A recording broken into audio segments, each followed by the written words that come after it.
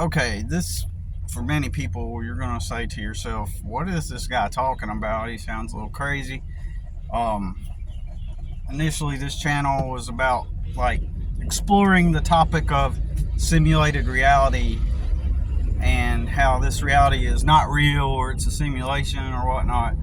And in my personal life, I've explored experimenting with this idea that we're not in a real world or a real reality technically. We're in some kind of simulated reality or something, right? And so I have, heard people talk about manifesting stuff and all that good stuff. And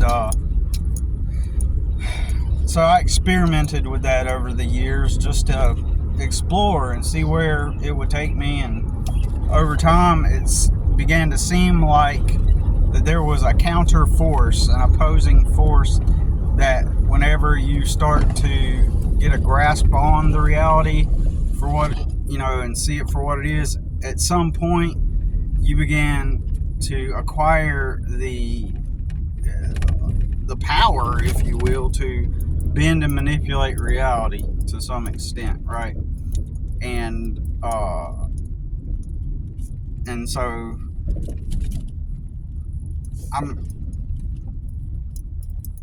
and the more and more, I was always in poverty, right?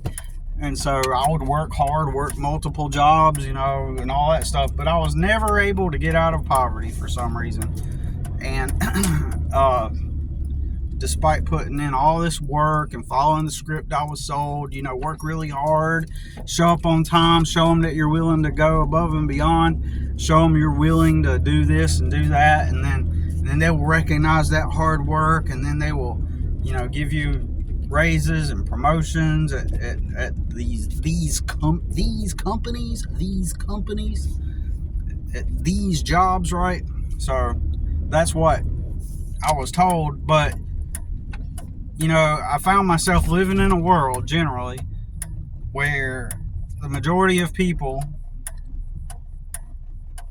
they go to work and they just kind of half-ass it through life, or you're watching them spend all their money on just like frivolous things and going out on vacations, doing all these things at the same rate of pay as me at times. Like, when you're clocked in at a warehouse that, back in the day starts at $8.50 an hour, and you don't even have a place to live, and yet somehow everyone surrounding you is just thriving. Like, they got a place to live. In fact, they're on the weekends, they're purchasing a new dirt bike, and they're planning to go out and ride the dirt bike all weekend. They have this ability to just kick back and have leisure experiences and go on vacations, and you're at the same pay rate as them. And so you always backtrack the story, and then you discover, okay, well, that person lives with his dad, and so he's just young, and just every time he gets his paycheck, it immediately goes to a carburetor on a dirt bike, and and so he has no worries in the world. He's just hanging out, just kicking back. Well, I started to see that most everybody around me just kind of has that ability regardless of how much money they make. Nobody's struggling, and then on top of that, the tremendous amount of people in my personal life, in my spheres of influence, like virtually none of them followed the script at all. Like, literally, I'm the only one for the most part. Now, I got a sister that works, and she has a disabled kid, and she works, and my other sister, kind of, just to be real with you, she used to go to work, and she would and this is just to be real, she didn't want to work a lot. Like, she attacked me and told me that, like, she literally instigated this, like instigated a argument, you know, and saying I was lazy and like I didn't want to work and all this stuff, which is completely untrue. Completely untrue, right? She doesn't even know me like that. She doesn't even know me, but she said that I'm lazy and I didn't want to work, and instigated an argument, and brought my brother into it, my internet famous pathological energy vampire brother. I brought him into it, and just attempted to stir up conflict because, you know, she's angry, and she worked at a retail store, at a clothing store, retail, predominantly clothing and kitchenware and stuff like that, so what she would do is she would try to get the bare minimum hours as possible, and if they would let her like go early for a day, oh, she'd be on top of that. And then what she would do is she would go get lottery tickets and purchase lottery tickets and be scratching them, sitting in her van, like just scratching these tickets. And anytime like they booked the schedule for that week, would always end up being most part very part-time. But if they would let her go an extra hour or two or whatever, she would just hop on it. So there was no drive from her to be, you know, to try to better herself in that sense. So, but what she did do was basically she would just half-ass it, really, you know. And today she doesn't work for anybody. She does, like, all day long, basically she does DoorDash, and even she got lucky when she couldn't afford a place to live because the jobs don't pay enough to live on. My other sister somehow got in touch with one of her, like, her in-laws, one of the family within her in-laws, right? Like cousins or something like that. They happen to have a house, and so my sister currently gets to pay as much as she can when she can. She has a set amount of rent, but she ends up in like a unique circumstance where she can just pay rent anytime. Like, I'm sure they require her that she pays rent, but they're kind of the understanding that, you know, she has no income to where she could just simply take all that money, pay the rent every month like that. No regular income. And in my opinion, if she did start working for somebody else, she probably wouldn't have the rent. But I don't know. It just depends on, I mean, what does working for somebody else pay nowadays? Like if you're starting at the bottom, like if you're starting like in the negative. So it's got to the point to where she has to pay them weekly, as much as she can weekly, right? Because she doesn't even make enough. But she's kind of at the bottom, surviving off of trying to do DoorDash, which in the moment probably pays the maximum amount that she can get. And I would assume that if she stopped what she was doing and started clocking into somebody, she would have probably a harder time to get the rent, because then she has to now wait on paychecks, right? I think that's what would happen if she did decide to like go apply somewhere and they go through the interview process, and she would obviously she would have to maintain her DoorDash stuff like part-time, or Instacart part-time, in order to get the money that she needs now. Because when you're very poor at the bottom, like, you need to literally make cash every day. You need something in your bank account or in your pocket every day just to get through the next day. So, but the people perhaps would be willing to work with her. It sounds like they are willing to work with her because she got in on that situation uniquely through um uh through connections with my other sister, right? um and if she were to say, hey, I'm getting a new job at, for example, let's just make it easy, like maybe she could say, tell the landlords, I'm getting a new job at Walmart, and so I won't have my paychecks until this time, and then at this point I can give you this amount, and then get caught up, and I'm going to do Instacart on the side. So if she were to tell them that, I assume that they would work with her and be like, okay, yeah, let's, that's fine, because they're giving her so much leniency, like every week, to let her pay it as she can. They're giving her so much leniency that she pretty much, in that sense, is very fortunate, very lucky, very lucky. And my question is you know where, I wonder if that house was available when I was homeless. So my sister has a small child, like I think he's like 4. But she also has like a 17-year-old, I believe that he will turn 18 very soon. And a daughter that's like probably like 16, maybe. I don't know. She's probably that old. I don't know. But I think it has a lot to do with the fact that, she has a girl, and the fact that she also has a small child.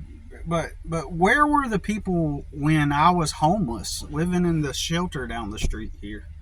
Like when I had to get kicked out of my trailer, did it seems like nobody looked around to try to find a place for me like that, and it probably has a lot to do because she's a woman, and and she has the small child, and but at the same time, it just makes me wonder, how did that happen? Maybe the house became available after I got my own place. After I got my own place, maybe that house then became available at the right time, and then my sister somehow set it up. Somebody somehow set it up, but nobody was going out of their way when I was in the struggle, right? But um, but anyways, so um, I just think that is interesting. Um, since I don't know all the details to that story, then I don't know, you know, what to make of it. Um, but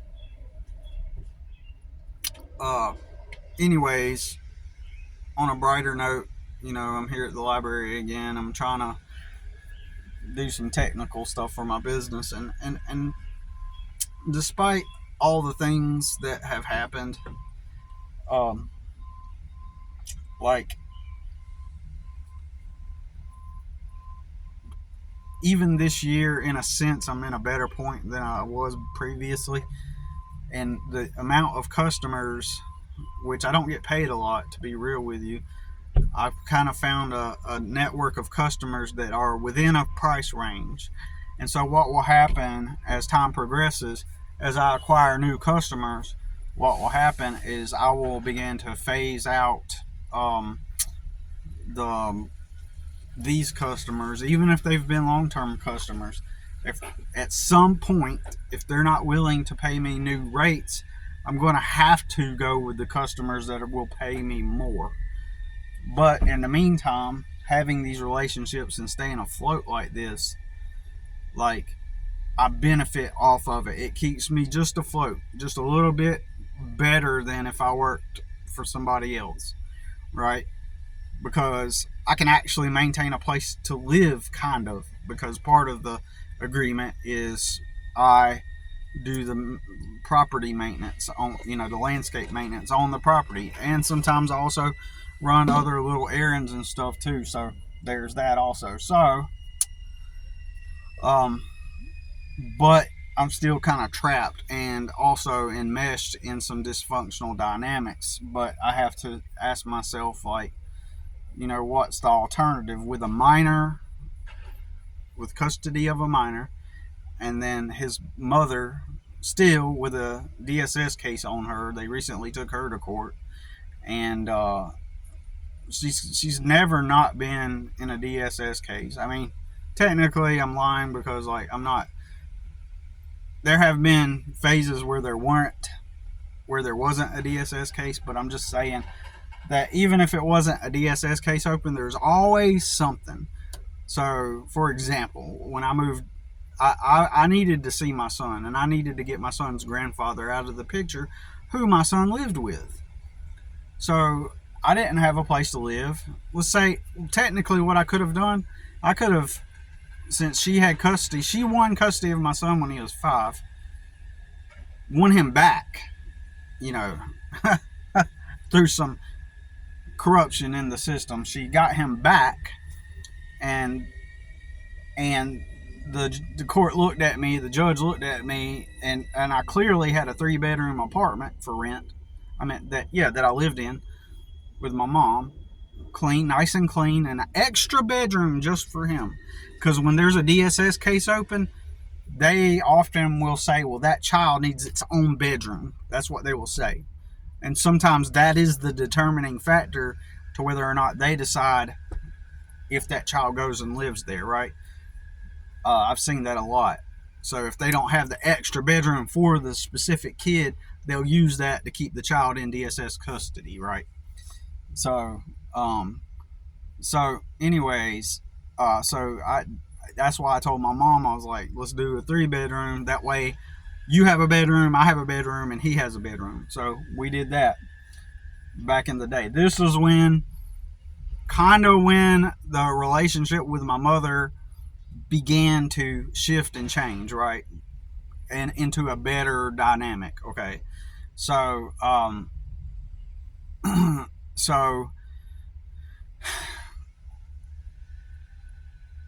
the judge looks at me, and I warn them about the property. I warn them, I say, the property y'all are going to send him to is dangerous, it's unkept, it's, to put it into perspective, just a few years back, the county came after my son's grandpa, right? To tell him he needed to clean up. He had to clean up his own private property. The county came after him because all the neighbors they hated the eyesore that was his property, and it was dangerous for kids. And I explained that to the judge, but the judge said that they're going to give over custody to the mom anyway, and instead of the clean 3-bedroom apartment, right, with his own bedroom. Well, that house ended up burning down. So the property that they were sending him to was also burnt down, effectively, and unlivable, right? And Grandpa and Grandma were living in the back in a camper on the property. So instead of sending my son to the 3-bedroom apartment, they sent my son to a camper, and gave custody to my son's mother. And there's a camper on the property. Now, there's a DSS case open. Even before that court, there was a DSS case open. They would not give me my son during the DSS case when it was open because his mom shoplifted with him while he was, or maybe it was something else. It was like a domestic incident, actually. No, that was another thing. The shoplifting was another thing, right? But in this instance, it was a domestic dispute incident that involved her and the new guy she was dating. So a DSS case was immediately opened, and the social workers did not contact me. They sent to find out where I was or if I had a home or anything. Instead, they took my son and gave him to his grandfather instead, and put him in their care in the camper on the burnt down property instead of the clean 3-bedroom apartment. And they would not let me just come and get my son. Right now, but eventually my family, due to some dysfunctional stuff, got kicked out of the apartments that we were living in. That had nothing to do with me, but I'm just a byproduct of my own family's dysfunctional nature, right? So they get kicked out. Technically, we get kicked out because of something beyond my control, because I was working 2 jobs. I was doing landscaping at a theme park full time, and then at nighttime I was vacuuming a designer company, like where they design images and graphics on the textiles, right? So it's always a messy place because they're always experimenting with new art to put on to products. And so anyways, I'm vacuuming there every night. All right, so and then doing side jobs on the weekends and stuff, and that's what I was doing. So at night, and so what my family did was beyond my control, but they got us kicked out. So I'm virtually, technically, I have no extra money to be able to work and provide for my son, since my job didn't pay me enough to live on, right? And so I'm kicked out, and there's really nothing I can do, really. Technically, basically, at the end of the day, she won custody due to some corruption in the courts, right? She won back custody. and so instead of, she didn't have a place for him to live, right? But I did. And so she claimed and told the court that she was going to go live with her father, and her father showed up too to claim that, yeah, they're coming to live with me. And then so they pretended like she lived there, and I couldn't, and they gave my son back to her anyway, despite the conditions of the property. And at this point, his grandfather had converted his master bedroom into the living room, and I don't know where they slept. Oh yeah, there was another bedroom adjacent to that bedroom. It was a weird place. He built it all on his own, and it was never completed. It was started in 1985 and never was completed. So it's just a bunch of junk and boards nailed and blah blah blah. It's a horrible place. So at this point, so I have to go communicate with the dad, who is a control freak. He just wants to control others for the sake of having some control over somebody, right? So that was the dynamic. And instead of, I was unable to hand her the child support, so I would hand the child support check to him to give to her. And they're all pretending that she was living there. And to some extent, I thought she lived there. I thought she was probably just staying there, like, still. And, you know, until I started to catch on that was like a ruse. It was all a lie. And she was actually living up in Washington, D.C. area, right? So she's living in the Washington, D.C. area, and I'm in, she's in the Washington, D.C. area, and I figured, well, the only way, I don't have a place for my son to stay. I can't get a place to rent, but she has a place up in Washington, D.C. At least I can get my son away from the grandpa who attempts to control me every time I pick him up for my weekends. I can at least, I seen the dynamic. I knew his mom didn't work, and I knew that she would probably be, once I'm there, she would probably disappear a lot of the time. And I was right. So I get up to DC and she starts disappearing days at a time. Why? Because there's an adult there to take care of her kids, right? So she's disappearing a few days at a time. And so what happens is I'm finally able to be reunited with my son, and I get to live with him while up in DC for 3 months. So I'm up in DC for 3 months with him, and that was the only way I was able to reconnect with my son, because there was no jobs that was going to pay me enough to live on. The unfortunate part of that is that because I knew mom would be sporadic, so let's just pretend that I said, well, I'm up here in DC, I need to get a job, and start applying at the warehouses, for example. So I'd be working at that warehouse Monday through Friday, or maybe second shift.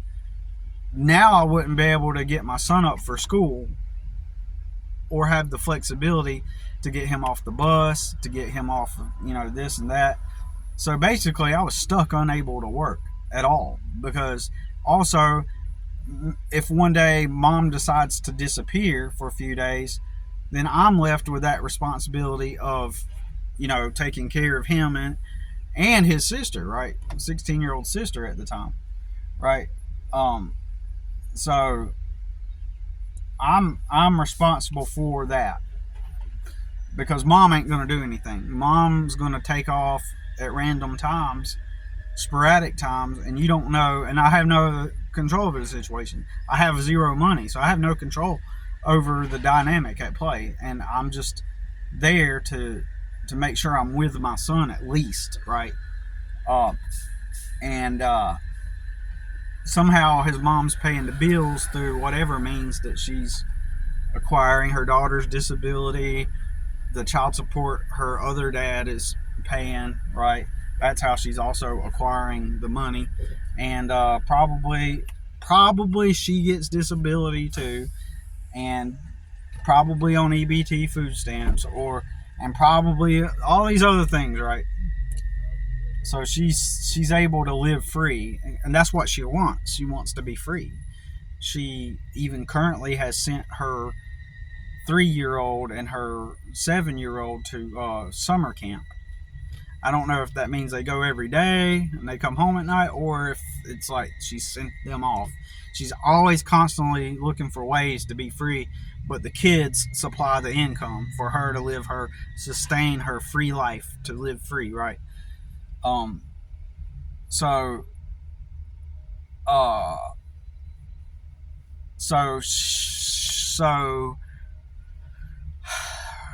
man, I forgot my point. Why am I even telling this story, right? But man, that sucks. I'll have to go rewatch the video now, because it just slipped my mind what I'm leading to with this story. But basically, there's nothing I can do. Let me just keep talking, and maybe I'll loop back around to my main point. At worst, I'll have to make a part 2 to remember what I was talking about. Because when I make these videos, let me tell you, like, my mind is on 5 or 6 different things. I'm thinking about the mulch I gotta go spread. I'm thinking about this lawn I gotta go do tomorrow. I'm thinking about the laundry I need to do probably today or tomorrow. I'm thinking about sod I have to order, house chores where I stay, dishes, stuff, like I'm thinking of all these things every time I make a video. And I was just realizing that yesterday. It's like, that's why I can't think and be 100% clear each time I'm making a video, because I'm always behind. And I was comforted to see there's this landscaper guy I follow. I was following him when he still worked his full-time job, and eventually he transitioned over into being a full-time lawn guy. He does lawn maintenance, and he was talking about how he's always behind on stuff, and that kind of made me feel not so bad. Good to know that other people were out there in the same struggle and working through it. And so anyways, I'm up in DC, and I really can't do anything. I'm stuck because, like, what am I gonna do? Just stop and start looking for a job? I've just described what would happen if I did work for somebody while I'm up there. Nobody would have taken care of my son. Well, Billy, you could ask the 16-year-old to, like, make sure that he gets on the bus, and all this stuff, right? No. You got to think, she is a byproduct of her mom. Now, don't get me wrong, I'm pretty sure she would have done it a few times, or the best that she could, if I asked her and told her the importance of it. But here we are in a strange city that I'm not familiar with, and that's another thing. And it's like his sister is her mom's and his mom's mom, right? Like, I'm sorry. My son's sister, her mom is my son's mom, so I cannot rely on that being taken care of every day. And then what if something happens, and then, oh, boss, I need to take the day off, or I need to get off early because my son's not at the bus stop or something like that. I wasn't willing to. It just wouldn't have happened. Let's just keep it simple. That was impossible to do at the time. But she goes up to what? Man, I'm getting tongue tied here. My bad. But I'm trying to remember the point I was making with the video. But there was no way I was going to be able to get custody of my son at that point, because I didn't have a place to take him to live, right? After we got kicked out of the apartment, I did not make enough money to live on, and I did not have a place to take my son to. I did not have a room for him. I did not make enough money to afford an apartment, right? And I've mentioned before, when you're at the bottom, and even if you do get rooms with people, it's always like the lower end of the socioeconomic level people, and usually they do drugs. Usually there was no place I could take my son, and but the irony of, anyways, man, this sucks. I hate that I can't remember what point I was getting at, and that it's gonna necessitate a part 2. That sucks. So that I can remember what my point was. God dang it, man. Sucks, man. So I remember it had something to do with court. I was talking about my sister, how she just scrapes by and gets to pay weekly rent, and she does that. I'm pretty sure she probably gets earned income credit, like, or whatever that thing is, where, like, if you're on welfare and government assistance, like, they give you like $3,000 per child or something like that when it's tax time, something like that. I'm pretty sure that she probably did that, and that kind of helps keep her afloat. But so there's my sister, all the people in my life. They get lucky. They go through these fluke. I know I repeat this on my channel a lot, but they go. The majority of people surrounding me ended up where they're at, not through hard work or working jobs, but through anomalous situations and fluke circumstances. Like, but when I was homeless and struggling, like, where were the people trying to help me? Nowhere. Nowhere. When I didn't have a license and I'm a single dad carrying around my son, nobody was there to help me, right?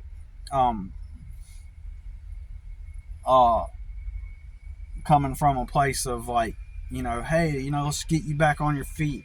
And I think a lot of it had to do with the fact too that I was vocal about not working for other people. And then in the mainstream, if you're not working for companies or corporations or authorities or places that have a logo on it, where you clock into a machine and put a name tag on, or a logo, if it's not that, then it's not a real job, right?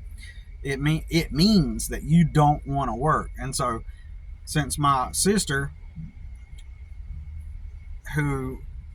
she was known to work at that retail store, in their minds, they perceive that, oh, she's doing it the right way because she clocks in at a real job. So imagine you start a company, right?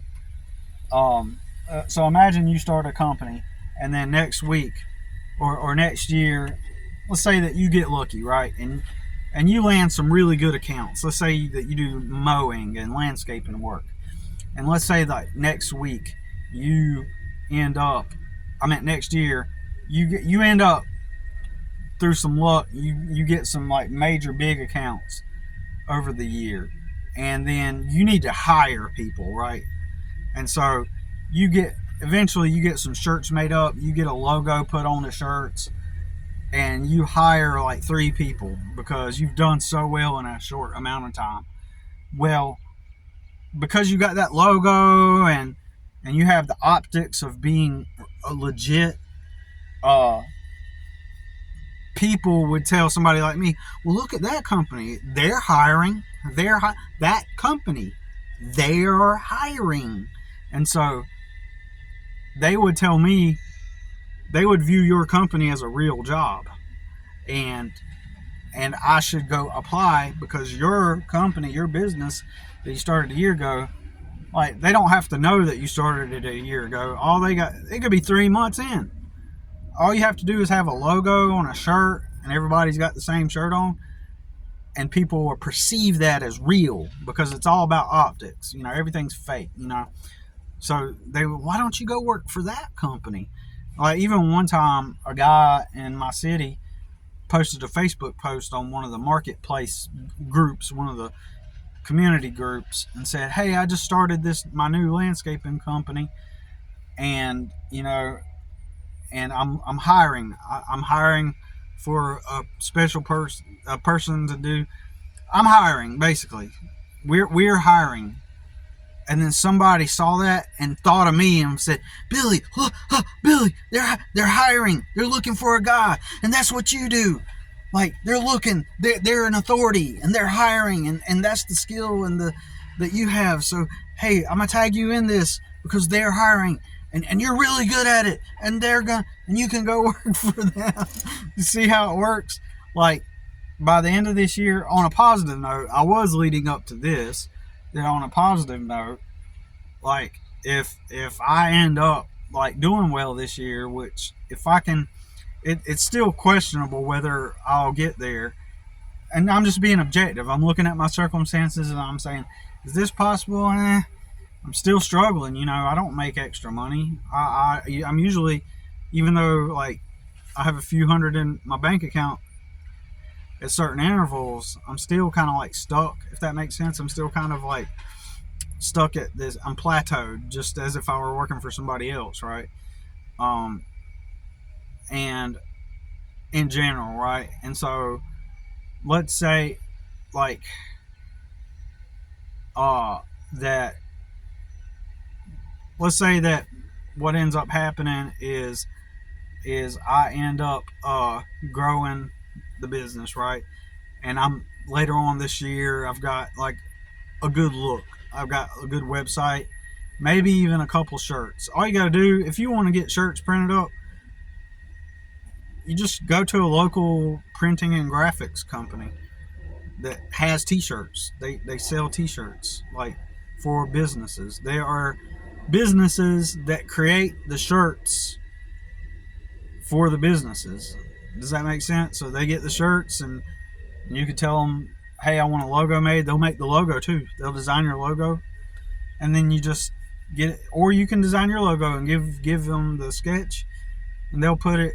I used to have a t-shirt business briefly, very briefly, and so all I did was went to this company, and the minimum order was 12 shirts, and I ordered 12 shirts, and I sold them, right? And I gave them my design, and they kind of tweaked it a bit and put it on the shirt for me, right? And that's all you're doing when you start your business. You just go to a t-shirt company, that's what all businesses do. Every single businesses, even Walmart. Walmart, who knows? The gas stations, you walk into the gas station, they've got their shirt on and it's got the logo on it.